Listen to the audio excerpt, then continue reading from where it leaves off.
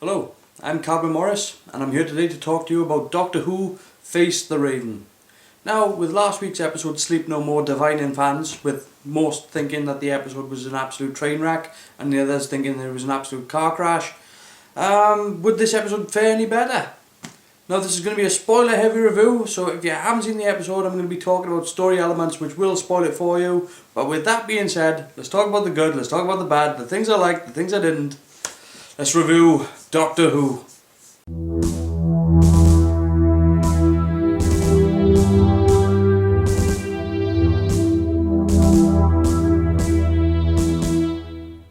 So our episode begins in the TARDIS. Over a casual conversation, the phone starts ringing and it's Rigsy, a character who you might remember from the episode Flatline, that's where we first met him. And it turns out that he has got himself a tattoo and he cannot remember the previous day. And whilst that doesn't sound too interesting, it turns out that the tattoo is Morpheus and is counting down, and that intrigues the Doctor, who shows up to see what's going on. Turns out that there's a whole hidden street thing going on in London where these aliens are hiding, something they call trap streets, and I kind of felt that little bit was a little bit Harry Potter, you know? They didn't have to make those streets look like, 17th century streets, given that aliens were living there. I felt that it could have been a bit more technologically advanced. But still, interesting idea. These streets in between are in between spaces that you can't see, unless you're really distracted. Otherwise, unless you distract your other senses, you won't be able to see them. Again, it sort of comes down to the sort of perception filter kind of idea. It's a rework. But the story itself overall is a story about a murder mystery. Somebody's been murdered, and at least that's where we're led to believe it's going. It does change direction a little bit, but I'll get around to that a little bit later. So I did like the trap street idea, though again I thought it was a bit Diagon Alley, and I thought it was a bit Harry Potter, but it was still, let's go with it. And I like the idea that it was leading us off down the murder mystery. Big gripe is the same as always. Back on Earth, present day. I really don't care. I really don't care about modern day Earth stories. I would like to see a Doctor Who story. I would like to see a whole Doctor Who series, in fact. If you're going to keep coming back to Earth, why not pick up a companion from, say, 1953? Just have it set in 1953. So every time the Doctor comes back to Earth, he can still keep coming back to Earth, but have a companion from back then, and then that would allow you to have a companion that could comment on modern day technology. So anytime you came to our time, then it would be like, what's that? What is that? Why do they do that? That's a bit odd. They would be able to make commentary on our present time, or even from the future. Go to the future. 200 years from now, and bring them back to, at least then you've got a companion then that is outside of our own time frame. So yeah, dislike that they're back on Earth. Then we get this whole bit about how you can transfer the quantum shade. Now this quantum shade thing, didn't mind the idea of it, the fact that it's something that you sentence somebody to death and it infects them, and then that acts like a sort of once it gets down to zero, that gives them time to sort of say goodbye to their loved ones, and then it comes and gets them. So I don't mind that as an idea. I thought it was quite good. I thought the rules of the contract were a little bit flimsy, but that's just a personal thing. I figured if you could put it on, you could take it off, but there we are. That's just me. Rules is rules. Another thing I liked about this episode was the lighting. I really did like the lighting in this episode. I thought it was done really, really well. It was very soft, very warming, and given that, and here's a spoiler for you, given that it's Clara Oswald's death in this episode, I thought that it made you feel warm, it made you feel comfortable, and there were no harsh shadows or anything. There were some heavy shadows here and there, but it was all very well lit and very warm colours. Not so sure on the lampworms, the telepathic worms that project an image of nonsense. A telepathic worm, come on. Couldn't it have been a tech? Just like a junction box? An air freshener with an LED in it would have worked as an idea. Like it's projecting something. It's just like telepathic worms. I mean, they stretching thin on ideas here. But once you get past all that, you get right down to it. This episode was a lot of standing about. I mean, a lot of standing about. The build up to Clara's death was about 15 minutes. By the time we worked out that, oh no, she is going to die, and the second it counted down to 0, and then it was like, alright then, she's definitely going to die now.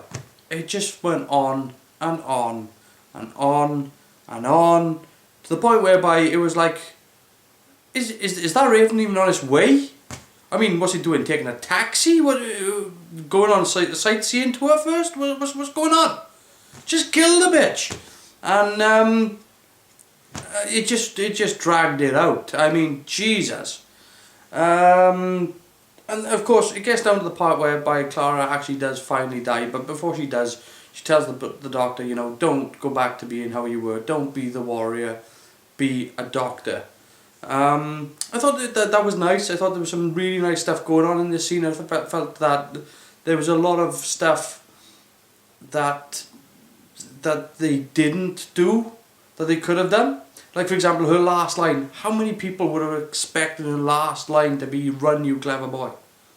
And remember, but that didn't happen.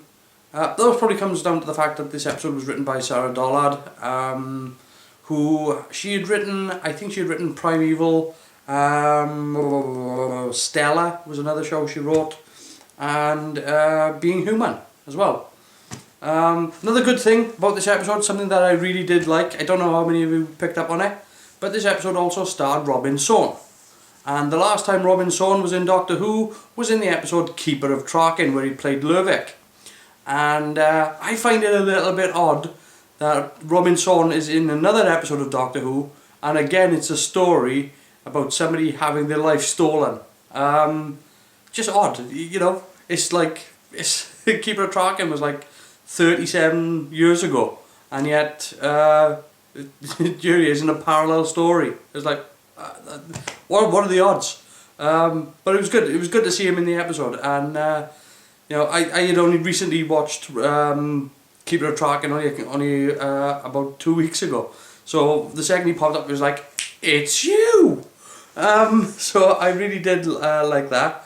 But again, the parallels in the story were, I thought like, oh, okay. You never ever get to pop up in Doctor Who ever again, unless somebody else's life is stolen. So, like that. Let's get down to talking about Clara's actual death, okay? This thing that was a knockdown, drag-out tool thing trying to get to her. And like I said, there was a lot of standing around in this episode, and I mean a lot. It was a standy-talky episode. So she finally gets hit by the Raven and dies, and there was no scream. There was no impact from it whatsoever. I mean, as an on-screen death goes, this was limp. I mean, it was really, they could have done so much. By taking the scream away, you didn't feel anything for her. It was like, I don't know what they were going for.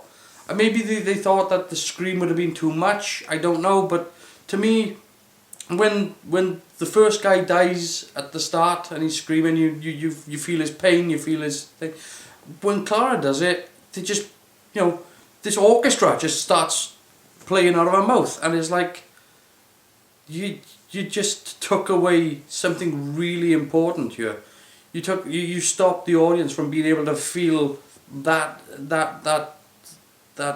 death.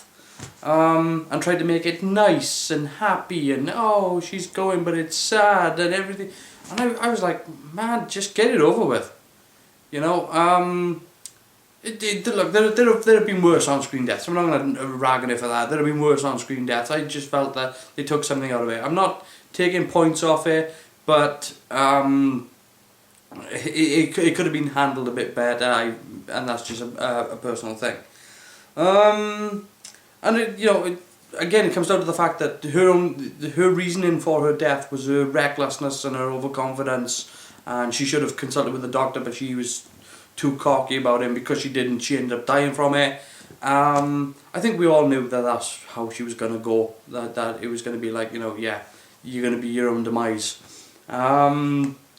So that's the episode overall, most of my likes and dislikes. There are other things here, little tiny things that I'm more than happy about, and like Maisie Williams, I thought she'd done a good job, and not great, but good job. I liked the tattoos, I liked the styles. I liked Peter Capaldi in his conversation with Maisie Williams, and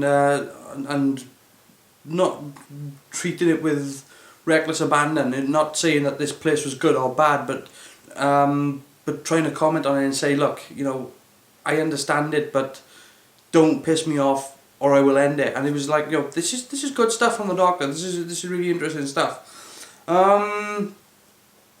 So I liked all that, but yeah, my biggest dislikes were just like all the standing around, just literally all the standing about. This was a standy talky non-stop. Anyway, let's get right down to it. How would I rate this episode? Well, after last week's episode, this was a big step up, and for me this episode is about a 6.9. I'm not going to give it a 7, too much standing, too much talking.